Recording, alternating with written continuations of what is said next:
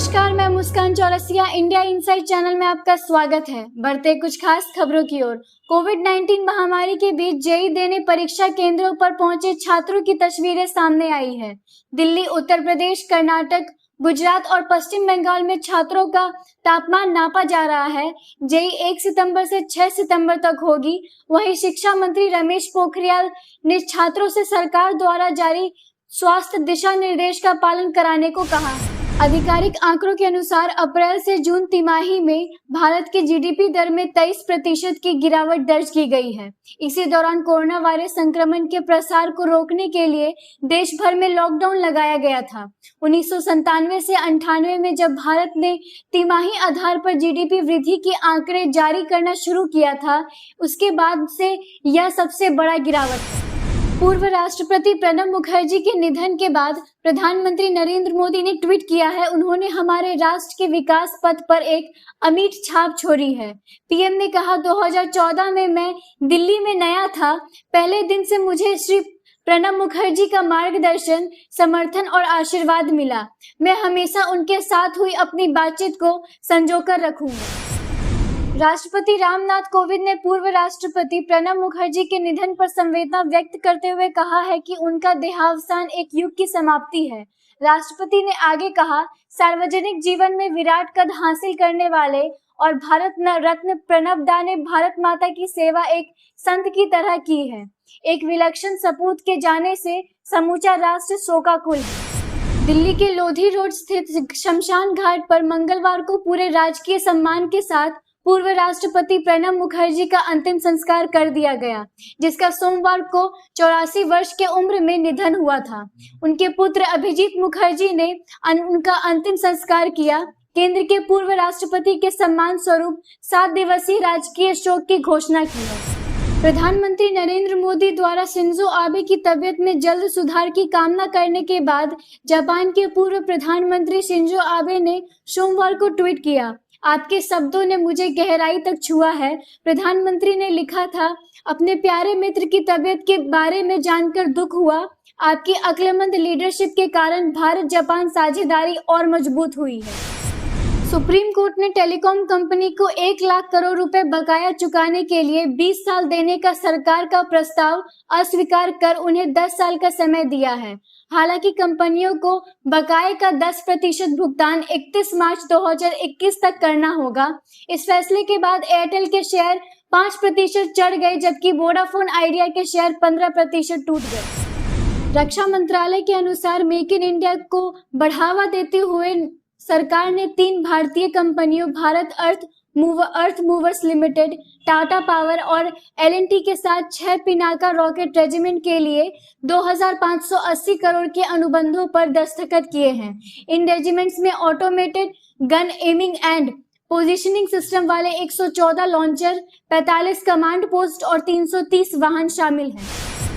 Allahabad high court ने doctor Kapil Khan पर राष्ट्रीय सुरक्षा अधिनियम के तहत लगे सभी आरोप रद्द करते हुए उनकी तुरंत रिहाई करने की आदेश दिए हैं। 29 जनवरी 2020 के NSA के तहत गिरफ्तार खान मथुरा जेल में है। गौरतलब है, सुप्रीम कोर्ट ने इलाहाबाद हाईकोर्ट को 15 दिन में खान की रिहाई पर फैसला लेने का निर्देश दिया। विदेश मंत्री एस जयशंकर ने सोमवार को कहा कि ऐसे 2 देश जिसकी आबादी 100 करोड़ से ज्यादा है, उनके लिए यह महत्वपूर्ण है कि वे किसी समझ और संतुलन पर पहुंचे। उन्होंने कहा, चीन के बढ़ते प्रभाव को लेकर हम सजग हैं। पड़ोसी देश होने के नाते हम पर इसका सीधा प्रभाव पड़ता है। भारत भी इस दौरान आगे बढ़ रहा है। एक आरटीआई के अनुसार 2020 के पहले 7 महीनों के दौरान पाकिस्तानी सैनिकों ने जम्मू कश्मीर में 2992 बार संघर्ष विराम का उल्लंघन किया। जुलाई 2020 तक संघर्ष विराम उल्लंघन के कारण 23 लोगों की मौत हो गई, जिनमें 8 सुरक्षा कर्मी थे और इस दौरान 100 से अधिक लोग घायल हुए। आरटीआई का जवाब गृह मंत्रालय में निदेशक सुलेखा ने दिया। सुप्रीम कोर्ट ने भगोड़े कारोबारी विजय माल्या को 5 अक्टूबर को दोपहर 2 बजे अदालत के सामने प्रत्यक्ष रूप से पेश होने का निर्देश दिया है। कोर्ट ने गृह मंत्रालय को माल्या की उपस्थिति सुनिश्चित करने को कहा है। वहीं कोर्ट ने माल्या की उस याचिका को खारिज कर दिया जिसमें उसने 2017 के फैसले पर पूर्ण विचार की मांग की थी।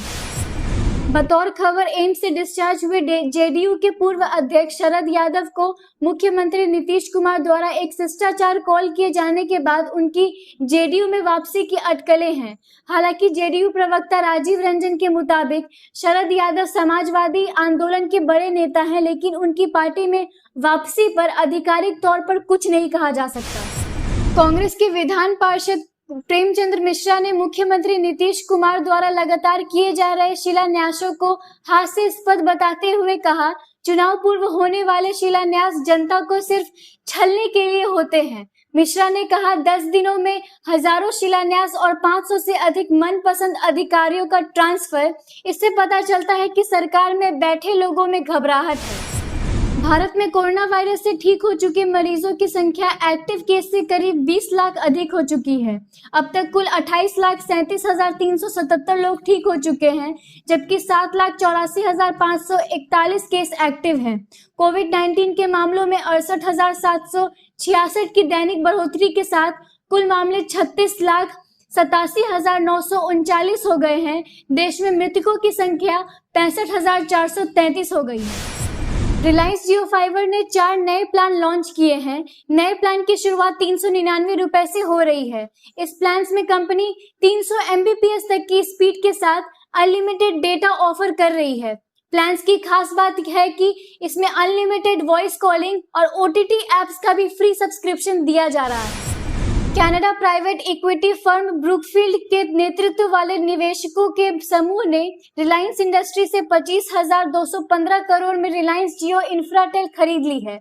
यह निवेश भारत के सबसे बड़े टेलीकॉम कंपनी रिलायंस जियो द्वारा इस्तेमाल किए जा रहे करीब 1.35 लाख टावरों के लिए है। 30 साल के मास्टर सर्विसेज समझौते के तहत जियो टावरों की मुख्य किराएदार है। बीसीसीआई अध्यक्ष सौरव गांगुली ने कहा कि ब्रॉडकास्टर इस सीजन में आईपीएल की सबसे अधिक रेटिंग की उम्मीद कर रहे हैं। गांगुली ने कहा, उनका मानना है कि अगर लोग मैदान में नहीं आ जाते हैं तो वे अपनी टीवी सेट पर इसे देखेंगे। आईपीएल का 13वां सीजन 19 सितंबर से यूएई में शुरू होने वाला है। होटल के कमरे से नाखुश होने पर सुरेश रैना के आईपीएल से बाहर होने की खबरों को लेकर सीएसके के मालिक एन श्रीनिवासन ने कहा, क्रिकेटर्स गुजरे जमाने के नखरीले एक्टर्स की तरह हैं। उन्होंने कहा, मैं किसी को कुछ करने के लिए मजबूर नहीं करता, कभी कभी सफलता अपने सिर पर चढ़ जाती है। रैना को समझ आएगा कि वह कितना पैसा गंवाने वाले हैं। अमेरिका में डेमोक्रेटिक पार्टी के राष्ट्रपति पद के उम्मीदवार जो बिडेन ने पूर्व राष्ट्रपति प्रणब मुखर्जी के निधन पर शोक जताते हुए कहा, वह वैश्विक चुनौतियों से संयुक्त रूप से निपटने में भारत अमेरिका के महत्व में विश्वास रखते थे। बिडेन ने कहा, प्रणब मुखर्जी समर्पित लोक सेवक थे। जिल और मैं उनके निधन से काफी दुखी हूँ।